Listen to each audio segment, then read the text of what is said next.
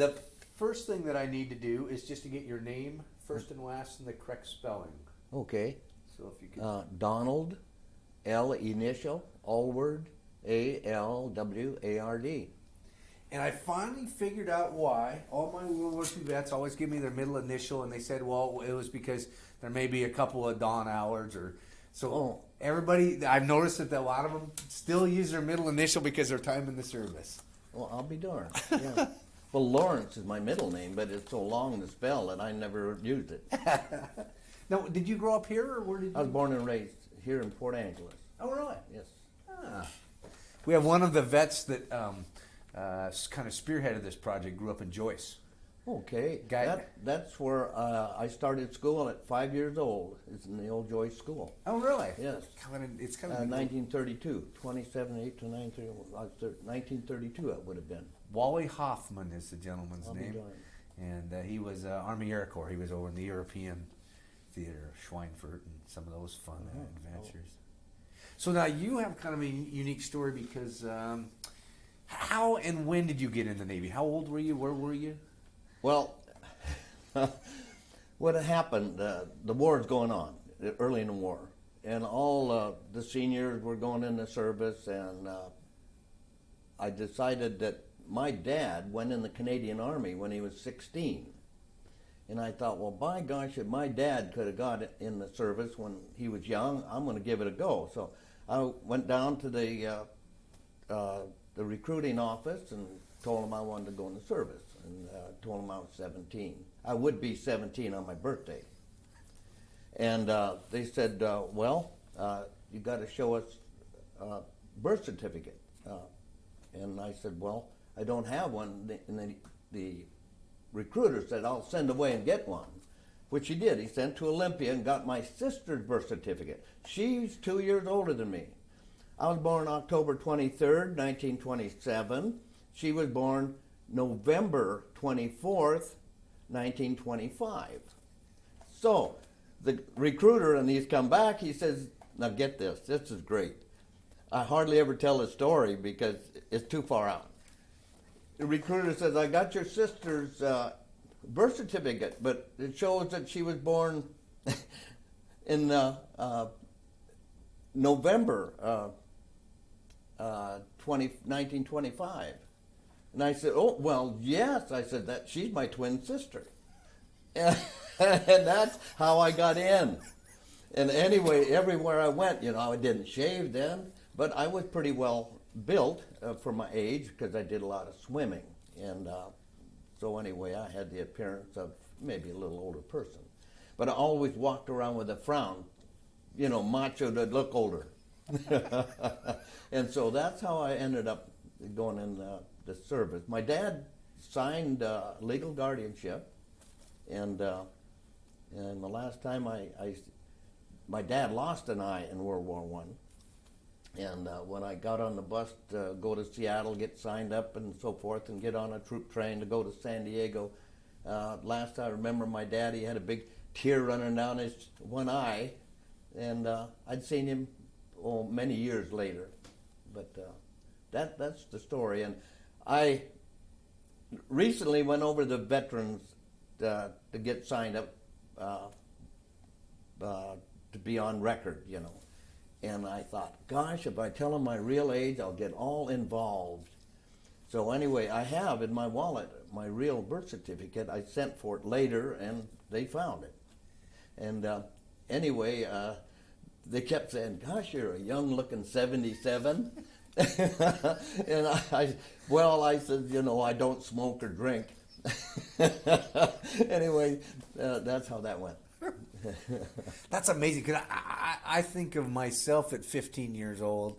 I was just past playing with Hot Wheels and toys like that, and here you are.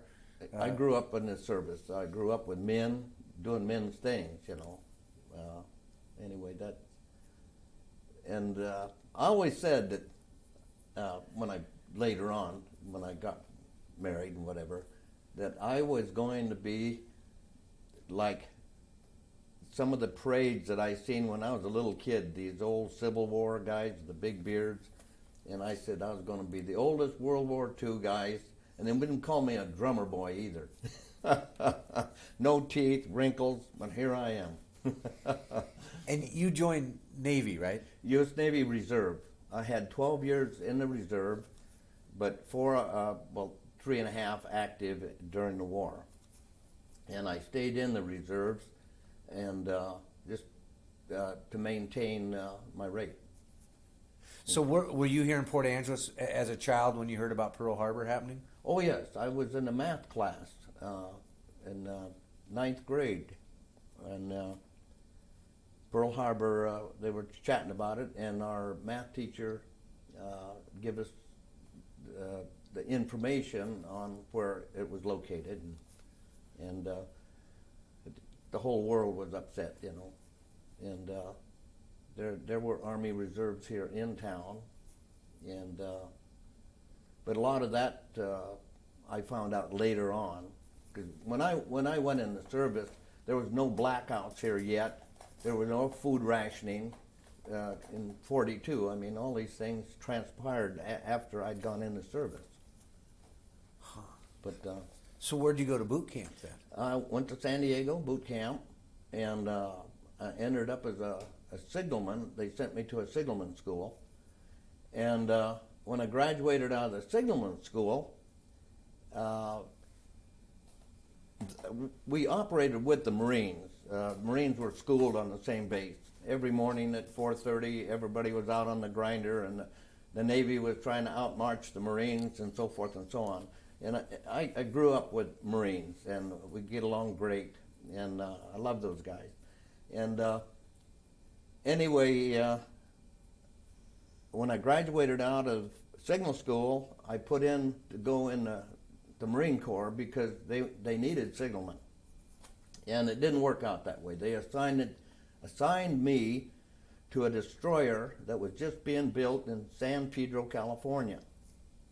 The latest, the most new and fastest destroyer that was ever built then. And they called them the Fletcher class. And they were 2,100-ton destroyers. They could do 37 knots.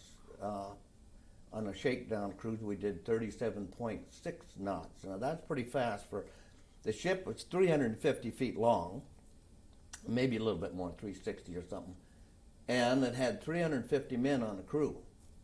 Now, before I forget on this interview, I was what they called a plank owner. A plank owner is the people that put a ship in commission. They're the first ones aboard, the first ones to run it, okay? There were 350 men, right? I went to a reunion 2 years ago. There are 49 of us left. So that gives you an idea how all the World War II guys are kicking off and so forth, and evolution. Wow. Now, So you guys did the shakedown cruise. okay. Got it all ready. That became real interesting. And the reason my story in the Pacific is so unique is the fact that we were on the latest and the fastest type of destroyer, Greyhounds of the fleet. Our first duty was to pick up the USS Enterprise, who was blowing all to pieces in the Battle of the Coral Sea. We went out to Hawaii and we screened her into Bremerton, brought her in, the screening. A destroyer, the reason destroyers are used, they circle the bigger ships, were used for anti-aircraft, but anti-submarine warfare. No submarines can sneak up because we've got our sonar. And you take a big carrier, they're surrounded with 6 destroyers, and they call it a division, a unit, task unit. And with 6 destroyers, the whole area is covered with, so there's no submarines able to come in and lay a fish, you know. But that was our main job. But we took her into Bremerton. We had a little work done, and away we went out into the Pacific. And about this same time, the USS Bennington was at one of the latest carriers ever built. She was being built about the same time. Later on in my story, I guess, we joined her, and we made hits all over the Pacific. I don't remember dates or anything like that. Which is fine. That's not important because the history, yeah, right. history books have the dates. But we made airstrikes all over islands and right off the shores of Japan. I remember one, they call it the Bonin Islands. It's there, within 200, 300 miles of Japan. And we made airstrikes up there. They made a famous movie out of this. With us hitting and going early in the war, the Japanese, we lost 2 big carriers in the Battle of Coral Sea. The Bennington, when it came out, was a fast carrier at the time, and the only destroyers that could keep up with it were the Fletcher type. And this is how come we were in so many battles, because we were fast. We made hits in the Bonin Islands, and this particular story is Admiral Halsey was on the flagship. And we made airstrikes right on Japan itself, and the pilots was really close for fuel. And anyway, the pilots, they couldn't all get back on the carrier, and it was at night. And so Halsey gave permission to put searchlights in the water and have all these pilots land to the closest destroyer. And that particular night, we had, I think we picked up 5 pilots in the water with searchlights. Got all the pilots. We didn't lose any pilots. But in the meantime, one of our turbines broke down. And away went the main fleet and left us there with no power, no lights, or nothing. And we were there for, it's quite a story. They did make a movie, though, Halsey pulling this business. And anyway, they eventually got the turbine fixed. But laying there and hearing these Jap bombers come over the top and looking for us, they knew it had to be a carrier, all the carrier planes. And so we were in really hot water. But our machinist, apparently, it was a burnout bearing, and apparently they had honed one up, whatever they did. They got us going again. And we hightailed it back to our task unit with the Bennington. So that's just one little story that I kind of push in there. When I give talks to the high school kids, they always kind of want to know the highlights of was I ever in action or whatever. And what was generally the duty of your? Because I know to protect the bigger ship. Yeah. But when you went to, because you were doing a lot of island hopping, right? Oh, you bet. Wherever there was a landing, like say Tarawa, for instance, the main ships had sent in bombers and strafing on these islands before the landings, and then they would take a couple of destroyers and send us in on bombardments. And so in the Pacific, this actually happened. The bombardments, we were sent in on Tarawa, Iwo Jima, Saipan, Tinian, Guam, and a bunch of others that I don't recall. So are you offshore quite a ways? Oh, no. A destroyer with our big guns were called 5-inch 38s. We had 5 of them, 2 forward, 3 aft. We had 1, 2, 3, 4, 5 twin 40 millimeters. These shells are about that long with tracers. These were anti-aircraft, and also they would call for phosphorus shells, say. So the guys down below decks would put in the chutes up to the guns, phosphorus shells. or we called them Buck Rogers. They'd set the fuses so when you'd shoot at aircraft, that shell would get within, I think it was 100 feet, it would explode, and the shrapnel would get the planes. And a lot of it came back down on the ship too, you know, in real heavy kamikaze actions. But anyway, this is what we normally did. So you could, if you were firing on an island, are you like from Port Angeles to Victoria, or are you closer? Oh, no. Tarawa, the way it was built, I'm trying to think of it. Tarawa was several islands, and Bigio, I think, is what is known now as Tarawa, where the landing was. BEO or Bigio, something like that. Where the Marines went in, there was a lot of coral, very shallow, and the tide went out. They had no idea of the tides, and so all our landing craft got high-centered on the coral. But on the northeast end of that island, it was deeper water, and we were within 30 yards of the beach. Because we had sonar, could tell how deep the ship was. And anyway, at this particular time, early in the war, I was stationed, I was a gunner on a 40 millimeter. And we just went back and forth and strafed the beach. The idea of that was to draw fire from the island while the Marines did their thing. And this proved true in just about all our actions. And a lot of times on the bombardments, we'd be close on the beach. The cruisers and the battleships, I don't know, we never paid no attention to them, but you could hear them, you know, they shoot over the top of us. We always, well, in action, when all this is going on, you're so busy doing your thing that you don't even give it a thought, you know, overall. Your little war is right there where you're firing a gun or whatever you're doing.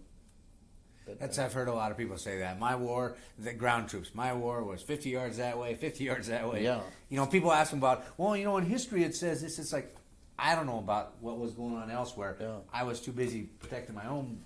Well, later on, after, I think about the first 6-7 months or something like that, I was rated a third-class signalman. And then I was on the bridge.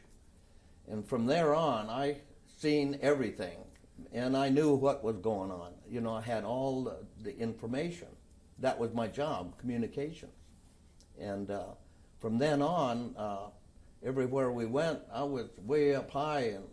And technically, I had nothing to do except to take over another man's job if he happened to get hit or whatever. I used to relieve the helmsman when he had to go and take a smoke or whatever. And the helmsman, of course, is the one that steers the ship. And I relieved the bridge. I was a bridge talker. That's the guy that walks around next to the captain and repeats all of his orders. And So is that you have, as a bridge talker, you have headphones and talk, you know, right by the captain, he commence fire, and I'd say commence fire. And that's a bridge talker. And anyway, this was part of my job. And can I throw things in? Yeah. Oh yeah. Okay. As a bridge talker, the Battle of Iwo Jima, I got to throw this in because the first reunion we had, I went there deliberately to see Captain Armstrong, Captain Warren Armstrong. The Battle of Iwo Jima, he was 36 years old, he said, and all of us guys were 19 and 20. I had, by the time Iwo Jima came on, I think I just turned 17. And I'd already been overseas, 2.5 years. And anyway, I told Captain Armstrong, I said, you don't remember me, but I said, I was a young signalman and on the bridge.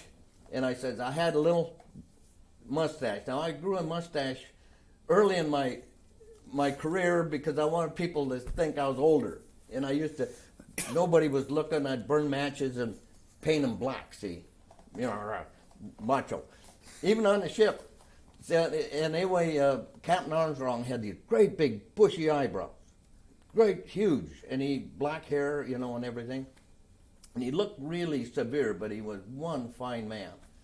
And anyway, I drew that picture of him. Now we'll go back to the Battle of Iwo Jima. They sent us 4 destroyers right off at the North Beach, and we anchored there. And we previously had trained with the Marines, 4 Marines per destroyer, and they were our forward observers. They told us where they wanted to shoot, what they wanted to put in, like a phosphor shell or just shells that blow up and or armor piercing. They'd call the shots. Anyway, we were there from D-Day 1, the landing, and this is after that island was obliterated with Navy shells and bombs and everything. But the fact we were sent in to give the Marines time to set up their own artillery. But we were there 10 days. And in the meantime, one of the things I like to tell the kids in high school, because it's so famous, is the raising of the flag. Now, we watched the raising of the first flag on Mount Surabaki from the ship. The second one, we were too busy shooting or whatever, but the next time we looked, there was a bigger flag, and never give it much thought. But anyway, sitting there at anchor, the ship had quartered with the tide and whatever, and I had relieved the bridge talker, and we were at general quarters or battle stations 24 hours a day for 10 days. We slept on the deck and ate sandwiches, and that was just part of it.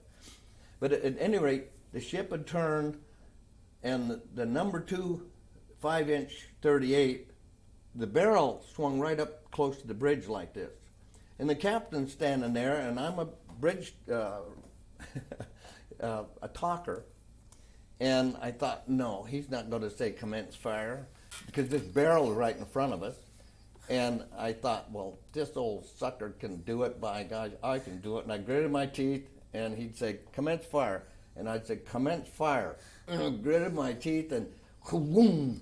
And the fire out of a 5-inch 38 must be about 15 foot, just a big ball of fire.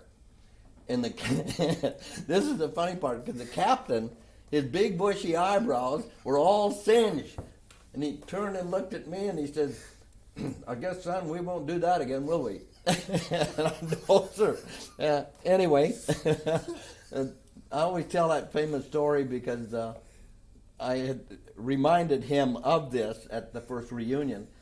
And he thought that was really neat, because he said he had completely forgot about that, and he appreciated it. And he wrote a book later on.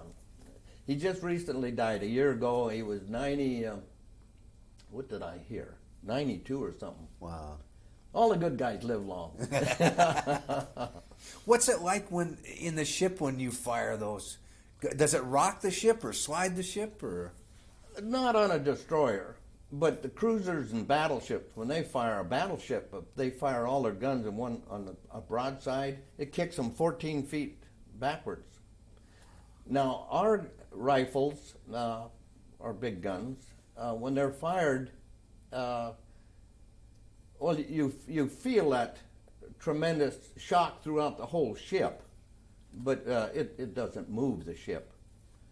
And all those guns are tied to, well, it was the first time I ever heard the word computer, but when they have them on full automatic and they're shooting radar, they have a rangefinder. You'll see him on all the ships, great big dish on top. And anyway, this rangefinder is tied to a computer in all the guns electrically. So the ship sits there and rocks, these guns stay right where they want them. And they're tremendously accurate. Wow. Yeah. So are they generally firing simultaneously? Oh, no. Case in point, in the Battle of Tarawa before we made a landing. This story, being that you're interviewing me and I'm telling stories, I'm going to tell you these highlights that I have told the kids in school. Our first skipper was named Robert Morris. He was a big fella, about 6'4" and probably 300 pounds. He was an Annapolis graduate too. And anyway, what happened, we were with a task group. That is a bunch of baby carriers, smaller than the big ones. We were the screen. One of these CVEs had gotten hit from a kamikaze. Now, kamikazes were in the first part of the war. No, everybody thinks Okinawa, because we were showered with thousands of these guys, was where they first used kamikazes. Divine wind. They just headed to they just picked out a ship and they knew they were going to die anyway, and kafoof. They can't miss unless you blow them completely to pieces. Well, the CVE was hit. They wanted to send it back to Hawaii, and there was another task unit some miles off, and they wanted us and our sister ship to screen this CVE back to this other unit, which we did. And on our way back to our main group, we were encircled with 14 Betty twin-engined bombers. They were torpedo bombers. Each bomber carried 2 big torpedoes, 20-foot jobbers. Well, trying to condense this story down, this is where I grew up. I was still 15 years old when this happened. And from where I was, my battle station was on the second stack, and each side of that stack were pointer and trainer electronic devices where you stood it was like little miniature bicycle handles, and when you squeezed it like a brake on a bicycle, it fired the guns. And you had this big sight with the crosshairs and whatever, and in the middle of that was a red glow, a cross, and your range finder, he had helmet on, and combat control would tell him what the range was on this particular plane coming in. He would set the range, and you just sat there and pulled that trigger. Okay, these planes are surrounding us, and at the end of the battle, what actually happened, two of these big fish went underneath us. What happened, this first one came in right on the water, dropped these fish, and the gun below wasn't locked into full automatic. It was shooting off some direction or another. The kid in this director, he was on another destroyer that hit and got sunk, and he panicked. He jumped out, laid on the deck screaming, and of course my job was to take over. And so, like I say, this was my part of the war right here, these guys coming in. So anyway, I'm running the gun, and it finally got locked in where it was supposed to be. But at the end of this battle, we got, I think, three of these bombers. Our sister ship got 2, I think, and I don't recall, but we got 2 possibles also. Out of the 14, we got 5, and they got 4, something like this.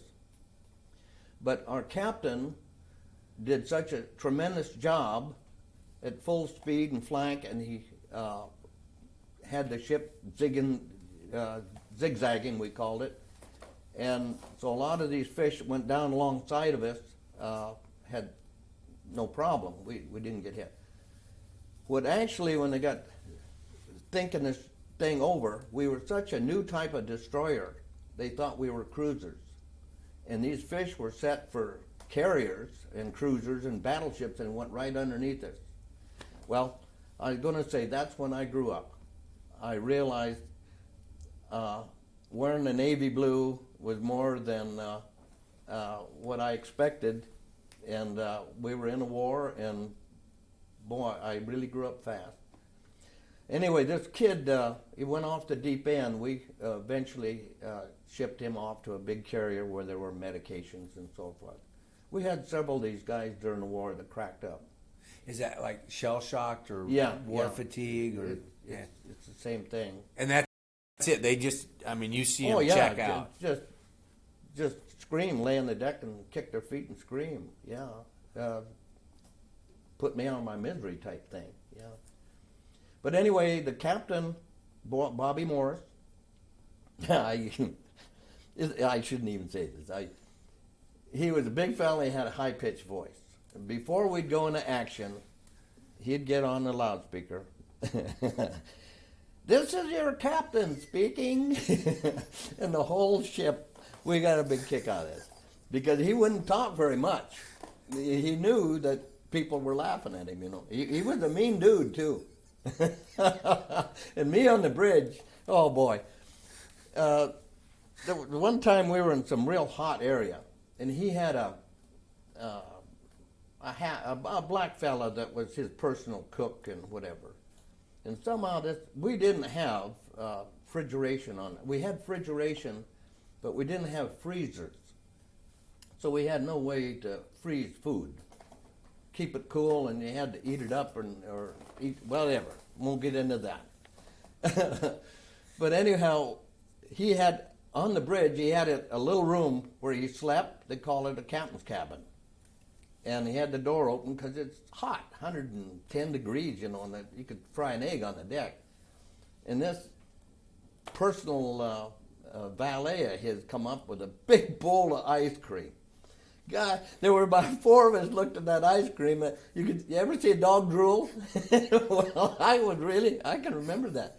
I drooled and wiped my mouth, and the captain, he didn't like this. He slammed the hatch, and he ate his ice cream in about probably 120 degrees in there. But anyway, here's this hatch right here, and 10 feet away is the side of the ship where our area for our signal light was. So we couldn't run anywhere. We were just watching him eat that ice cream. Anyway, had to throw that in too. On these interviews, I don't like to get in the blood and guts type of thing. I like to tell some of these stories that are interesting and a little bit on the funny side, but sometimes you can't do that. But those highlights, another highlight, we shot down a Jap Betty twin-engine bomber about the same era, only the sunshine was out. And they'd landed this plane. We winged it. And there were 3 of these little Japanese fellas, and we'd never really seen these guys up close. And we got them aboard. They dug up 3 sweatshirts for these guys. Well, they were wearing these sweatshirts, and they were hitting down there in their ankles. You know, they were little tiny fellas. And their hands were so tiny, we thought they were little girls, you know. But all us Navy guys thought this was the greatest thing. The guys were running around getting their autographs, and these guys thought we were going to cut their heads off. And we pulled alongside of, I think it was the Saratoga, a big carrier. And they hooked up a Belcher's buoy, I think they called it, where we set somebody in it and took them over. A lot of times we got food that way too, and ammunition and whatever, mail, the same way. Bleacher's buoy. Anyway, they thought that was the end, and they cut loose with their jabber, and they thought, no. All the sign language, you know, going to put me in and swim, and I can't swim, and all this good stuff. Anyway, that was another highlight. But the ship, the Bradford, USS Bradford 545, was one of the most decorated destroyers in the war. We were in one of the biggest sea battles recorded, Battle of Truk. That was the main place where the Japanese had most of their fleet. We had made a hit there, and they turned us loose, and we had got in. Our dive bombers had winged a cruiser, and it wasn't able to go full speed, but it didn't hurt the guns any. But they sent us in and our sister ship to get the cruiser and its screen. The cruiser had a destroyer with it. So we made a torpedo run, because we also had 10 torpedoes on the type of destroyer I was on. And we shot 5 fish at the cruiser and got 3 hits. And we shot 4 fish at the destroyer and got 2 hits. And the reason being, when you're going 35 knots and making a run, you shoot these things at a fan. So if that whatever you're shooting at happens to go sideways or whatever, you got him covered.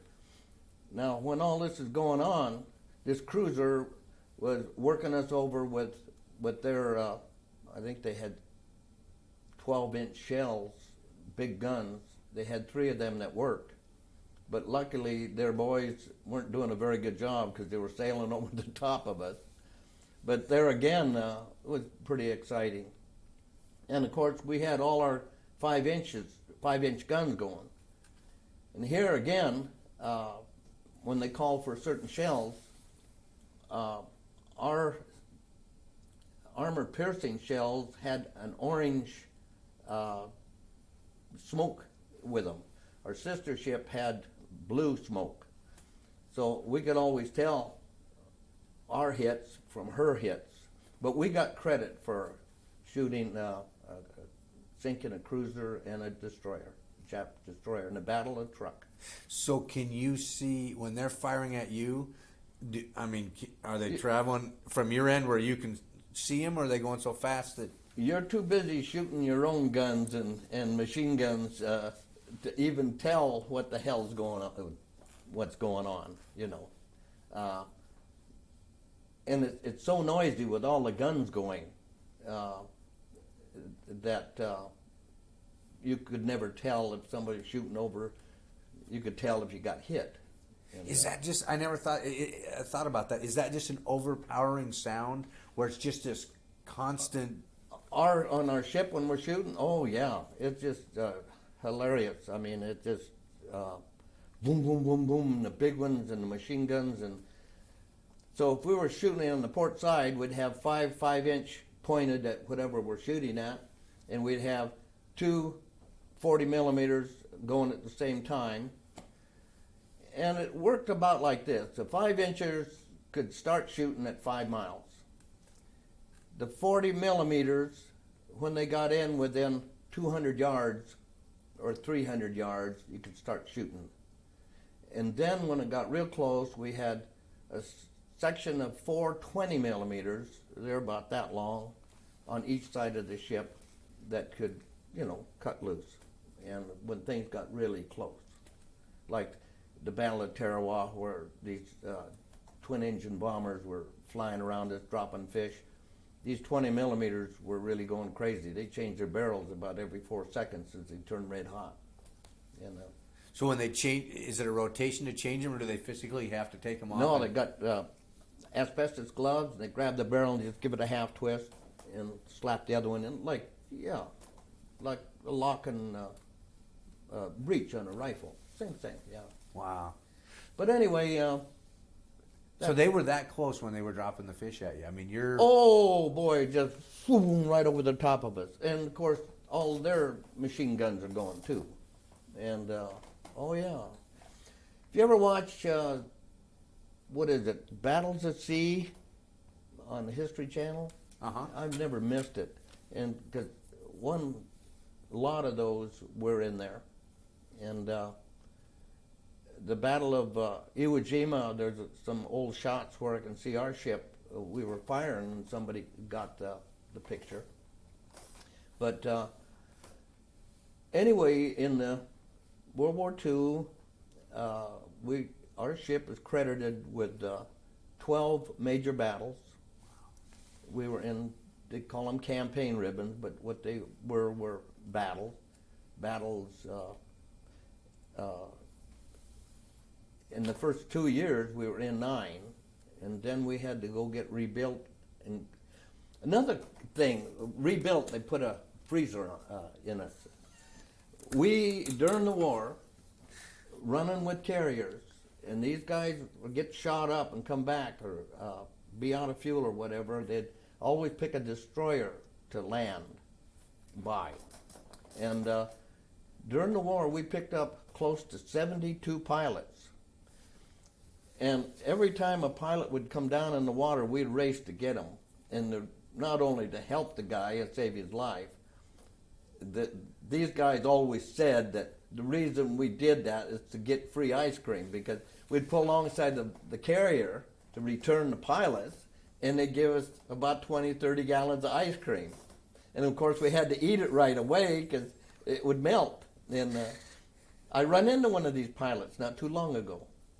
And I was playing at a memorial, and this the bagpipes, of which I play.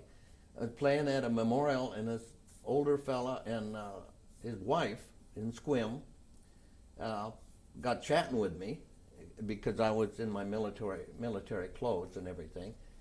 And I told him, yes, I was in the Navy and attached to the Marine Corps, because when I play the pipes, I usually have a Marine Corps blues and whatever. And he said, well, he was a pilot on a small carrier, CVE, and he says he got shot down and was picked up by a destroyer. And I said, well, you know, after all of these years, I said, I've never run into anybody. And I told him that we'd picked up close to 72. And we don't have an exact figure. That's why I say close. But anyway, he said, yeah, and did you get any ice cream? So I knew that he had to be. But it was really unique because him and his wife were looking for property to buy a new house and live in Squim. And he spent his life as a physicist. So he was a pretty smart feller. How did you, when they, so if their ship got shot up and they couldn't go back and land on their ship, they would come and ditch them in the water by... yeah. So how did you pick them up then? Did you have one of those huge cargo nets hanging over that they... Oh, we'd usually set a whaleboat down. I mean, it only took the deck force matter of 5 minutes to drop because these guys, well, one case we had in the war, his name was Clark. He was a captain on the number 5 gun mount, and 2 of our TBF pilots were down. They were sitting on the wing, and one of them was hurt. And we were under fire. I think it was up Caving. We were under fire. And the captain made a run close to these guys, but he couldn't get close enough without the wake of the ship hurting him. So Clark got a rope, leaped off of the side of the ship, went over there and grabbed these 2 guys, tied a rope, and the whole crew was waving and hollering and getting them back, and got them aboard. And of course, boom, away we went again. They had to give him a court-martial, a general court-martial, for leaving his gun under fire, because he's a gun captain. We were under fire. And when it came up to ships, what they call it, ships, anyway, on the bridge, the captain is the judge, and you got whatever. They dropped this charge and give him the Army, Navy and Marine Corps medal for bravery. He's the only one on the ship that got a personal medal like that. Wow. Yeah.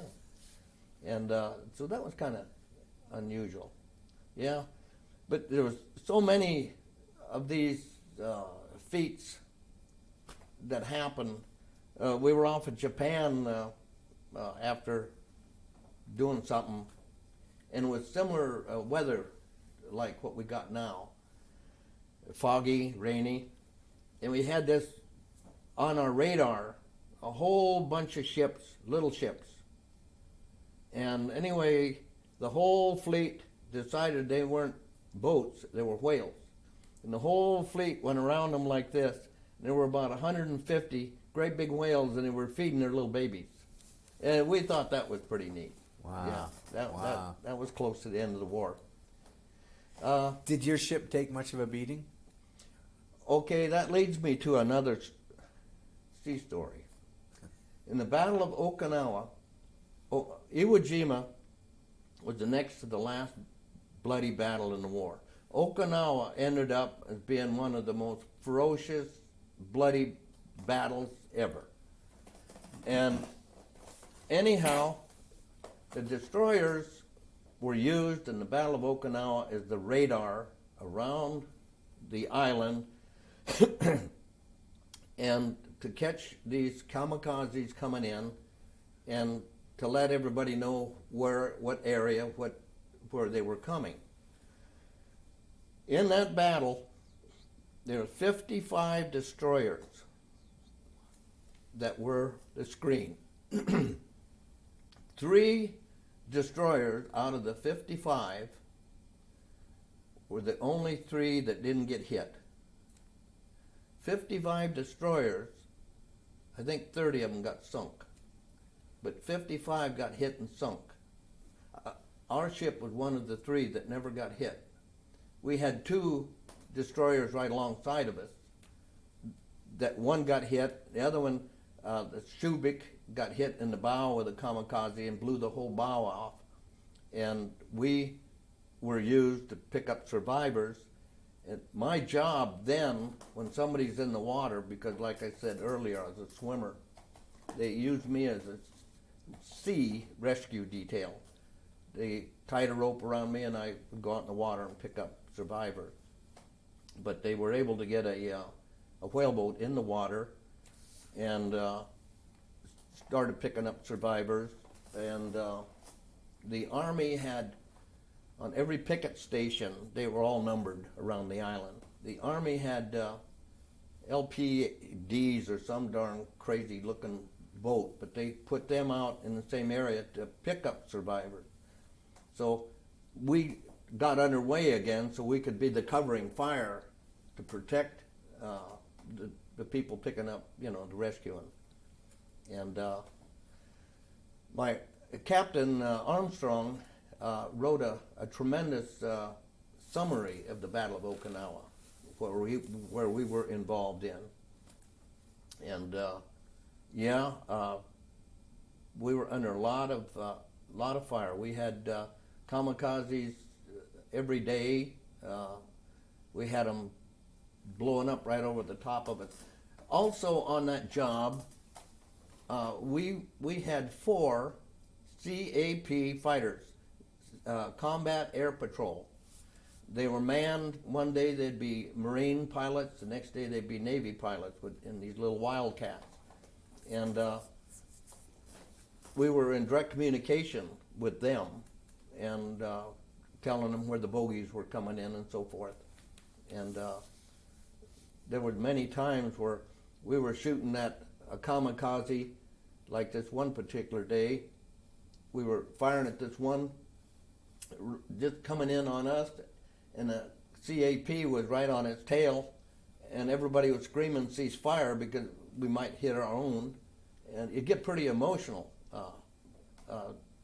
just screaming, don't shoot. Well, anyway, the dang thing, either his machine guns or ours hit it was a Tony, anyway, here and there, and it blew up and come right down over the top of our bridge and hit on our starboard side. Another one came back on our port side and it was hit, and the guns on our starboard side were shooting, so I don't know what was going on over there. But anyway, this other one came down on our sister ships right behind us, USS Brown, 546. And this one looked like it was going to hit this gun mount. And all the guys on that gun mount jumped over the side. And anyway, after this quick little battle, there was about, I think, 5 of these kamikazes decided to take out our 2 destroyers, and we got them, all of them. The captain, our captain, called the Brown and says, do you want us to pick up your survivors in the water? Because we'd seen these guys jump over the side. And the captain on the Brown says, no, let them swim a little bit. Teach them a lesson. That was a real no-no. But it's hard to say what you do because I know what I did. We came in to pick up some ammunition in Okinawa. And the Army had set smoke,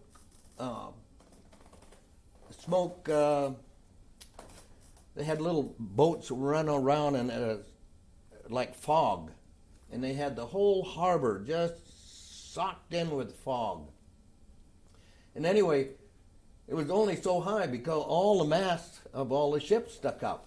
So it didn't do a dang bit of good, right? So we came in and dropped the anchor. We had secured from our gun stations, and right ahead of us, anchored, was a Canadian corvette. It's a small destroyer, and on the fantail, or the rear end of that ship, they had a pom-pom gun. And just as we dropped the hook, they were open fire with this pom-pom gun, and of course I'm on the bridge, and what the heck are they shooting at? I look up about this time, and whoosh, and this Japanese fighter blew up right over the top of our mast, sprayed us with gasoline, and tumbled over here about 50 yards and hit 2 seagoing tugs. Blew them right out of the water. Anyway, it's these kind of stories that guys like me have gone through, and if I'm going to tell a story, I mean, this is what happened, you know.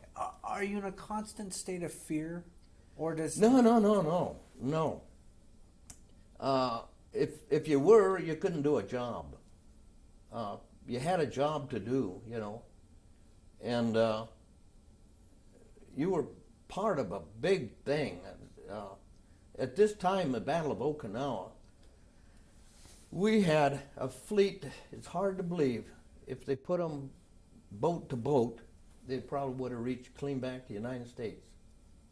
Battle of Iwo Jima, you could see freighters and APA transports, destroyers and cruisers. I mean, you would have thought nothing, especially like Iwo Jima, as much as it was hit and blown up, there would be nothing left.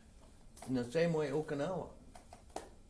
But it turned out, I don't know the exact figures, but something like 80,000 altogether, and about 30-some thousand were Navy. The Navy took a bigger beating there than any other operation in the whole war. There was a south of Okinawa, there's a little bunch of islands called Karama Redo. And in there is a graveyard of destroyers. We'd pull in there to get fuel and chow and ammo, and they'd only give us fuel for 5 days. And same way with our food and everything. It'd keep us light, so that would give us more speed. But when we needed parts, we'd just go over there to a sunken destroyer and get parts off of these ships. When we were there, they still looked like a destroyer. They had their paint and everything. But about 10, 12 years ago, I think I was reading some magazine, and there was a picture of this ghost of the Pacific, they call it. And here was a picture of Karamaredo and all the destroyers that sunk. This gave us an awful funny feeling. In fact, when we went in there, it was before our sister ship got sunk next to us, you know. But yeah, you have this in the back of your head all the time, you know. Like where my bunk was, there was a 1/4 inch of steel, and I used to keep the back of my wrist on it because I was underwater, technically, my bunk where I was sleeping down below. And the bulkhead was cool, or so, you know, from the water, and here it'd be sleeping 4 high from the deck in about 18 inches of space. When somebody hollered general quarters, you'd leap out of your sack, and when you strangle the guy when you come out, you know, there's 3 guys, 4 guys fumbling around like a Chinese fire drill. Anyway, that's pretty much. That's the amazing part to think about. Again, you know, history books tell us names and dates and places, but things like that, the living quarters that you're in, to think of all these guys, that pretty high stress level going on, but also, you know, you're bunk to bunk and just keeping tensions among personalities calmed down. Yeah, this is one thing in all military. You're taught right from the beginning to respect your buddies. They don't want to be here either, you know, being shot at, torpedoed, and bombed. And there's no fighting. I mean, boy, that is a no-no. Our second captain, he was neat. These 2 guys on the bridge, they hated each other. And one of these guys relieved the other on watch. They were separate. But if these guys that relieved the watch were 1 minute late, there were, oh boy, you know. So finally the captain on the bridge, he could hear these guys out, you know, 20 feet away arguing. He finally got tired of it. And he told the chief in charge, he says, I want to see those 2 guys on the fantail with 16 weight gloves. So anyway, the whole ship knew that this was happening, and they got these 2 guys back, and it was a rough day. And the ship would go sideways. Well, you know, you're fighting all your weight, and these 2 guys were so tired. Neither one ever got hit, but they go to slug, and the ship would rock or roll or pitch or whatever it was, and the guys in the big circle would throw them back in. And anyway, that ended this, you know. They realized that it was kind of stupid, and they got their stuff together. Anyway, there's some of these crazy things that happen.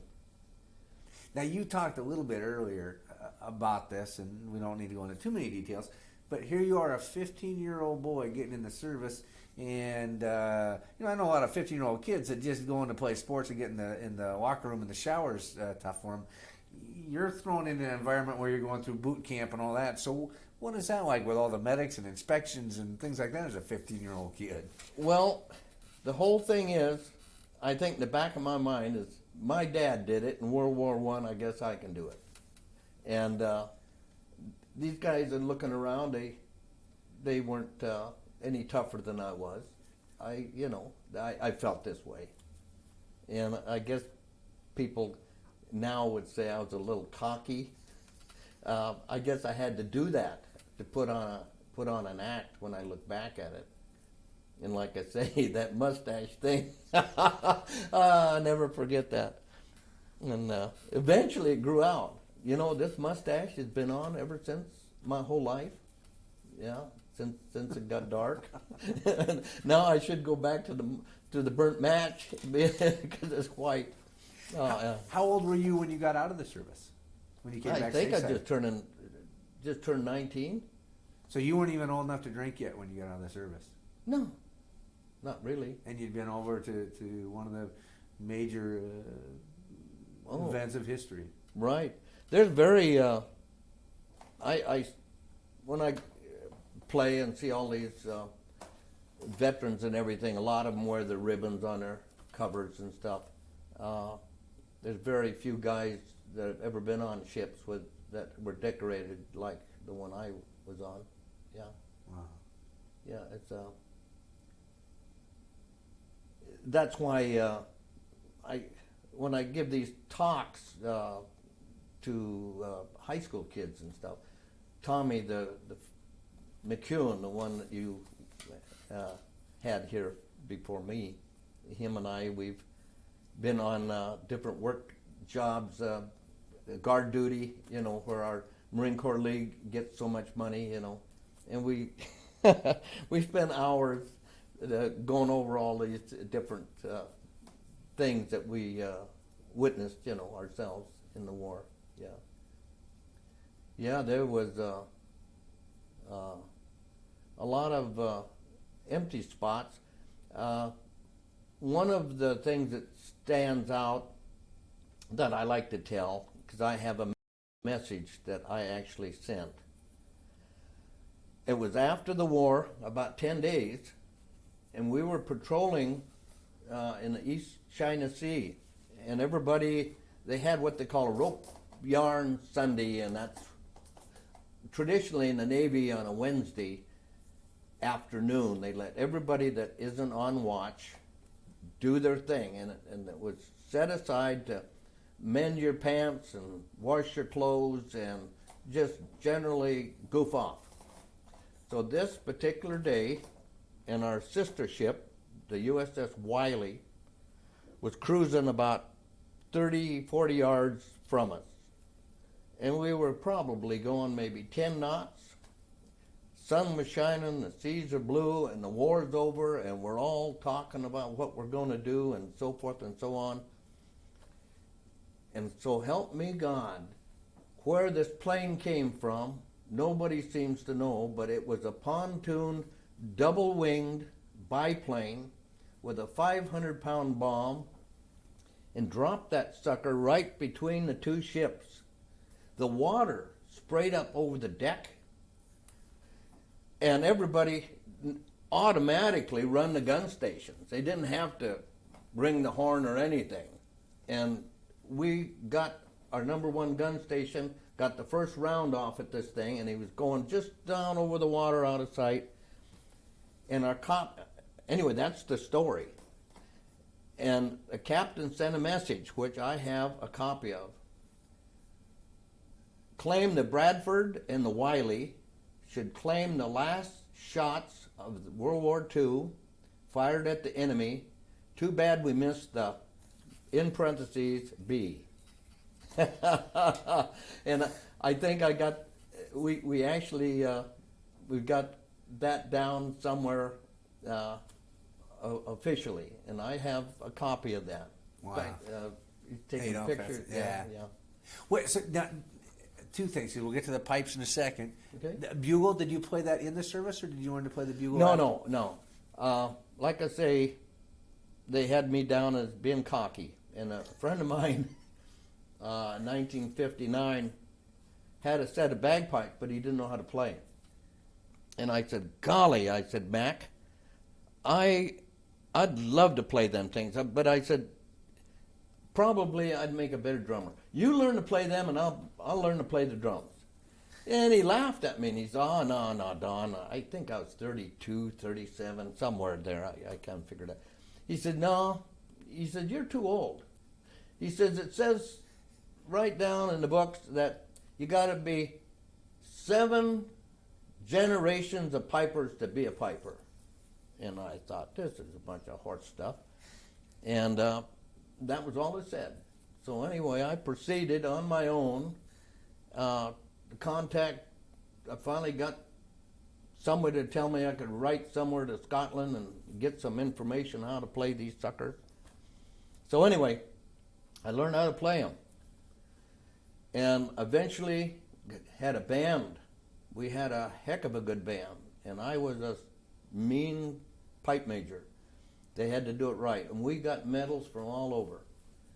And the kids, we had it for 10 years here in Port Angeles. And we piped in Canada all the way down, all the parades, for 10 years. And one of my sons, who is now 45, was 6 years old when I taught him how to play. And he played in those bands. But anyway, I have played, last year I played 60 memorials. That also included firing squads and playing the bugle. Wow. I play tap. Yeah. I gotta switch tapes here just a